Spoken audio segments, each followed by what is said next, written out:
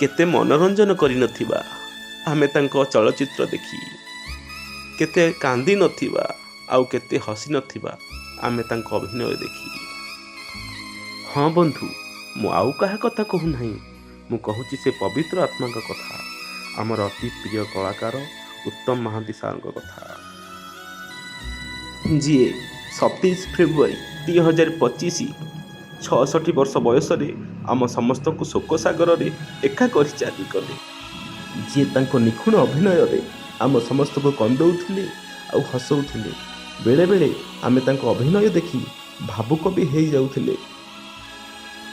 हाँ बंधु, आउ देखा मिलबनी तांको अभिनय, आउ परदारे आसबेनी आमर प्रिय अभिनेता उत्तम महांती सार।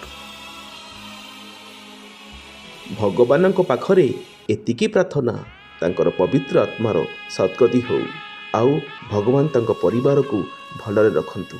ओम शांति।